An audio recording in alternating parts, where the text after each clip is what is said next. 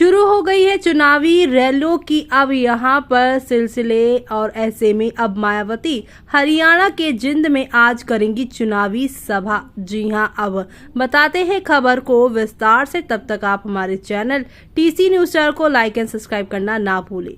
विशेष यहाँ पर बातें ये चल रही हैं कि अब किस तरीके से यहाँ पर बहुजन समाज पार्टी की राष्ट्रीय अध्यक्ष मायावती बुधवार को यानी आज हरियाणा में चुनावी सभा को संबोधित करेंगी। मायावती जिंद जिले में स्थित उचाना अनाज मंडी के मैदान में चौधरी देवीलाल के जन्मदिन पर बसपा और इंडियन नेशनल लोकदल यानी इनेलो गठबंधन द्वारा आयोजित सम्मान दिवस जनसभा को संबोधित करेंगी।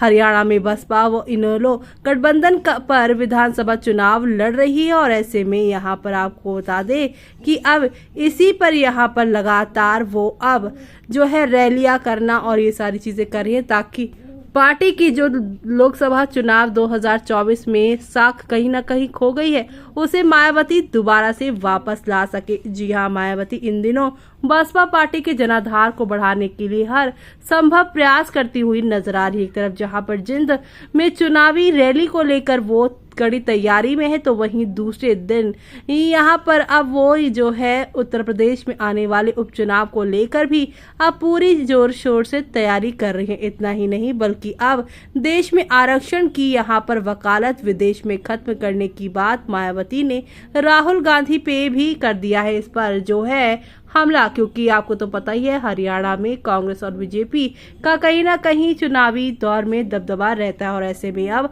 लगातार राहुल गांधी और यहां पर बीजेपी पर हमलेवार मायावती होती नजर आ रही हैं। बसपा सुप्रीमो मायावती ने लोकसभा में नेता प्रतिपक्ष राहुल गांधी पर तीखा हमला बोला है। उन्होंने राहुल गांधी पर आरक्षण को लेकर दोहरे मापदंड अपनाने का आरोप लगाया है। मायावती ने कहा है कि राहुल गांधी देश में आरक्षण की सीमा को 50% से अधिक करने की बात कहते हैं, लेकिन विदेश में जाते ही उसे खत्म करने की वकालत करने लगते हैं। मायावती ने लोगों से राहुल गांधी के इस दोहरे मापदंड से सतर्क रहने को कहा है।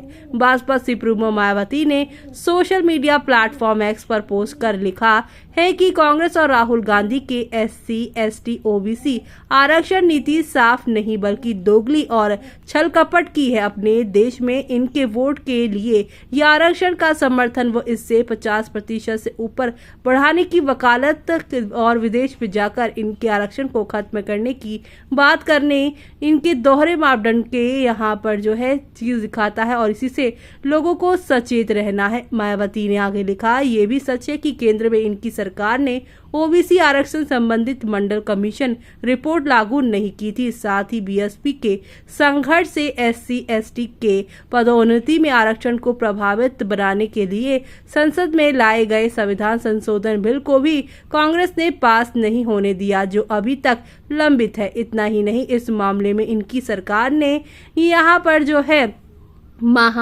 कोर्ट में भी जो है सही से पैरवी भी नहीं की। इस आरक्षण विरोधी कांग्रेस और अन्य पार्टियों से भी ये लोग सजग रहे। साथ ही केंद्र में रही कांग्रेस सरकार द्वारा जाति जनगणना नहीं कराना और अब सत्ता से बाहर होने पर आवाज उठाना, ये सब ढोंग नहीं तो क्या है। ऐसे में यहाँ पर मायावती ने राहुल गांधी की भी जो है यहाँ पर अब जो आरक्षण को लेकर रुख है उनका, उस पर सिलसिलेवार से वो हमलेवार हुई हैं। ऐसे में अब आपका क्या कहना है इस पर हमें कमेंट बॉक्स में कमेंट करके बताना बिल्कुल भी ना भूलें आप।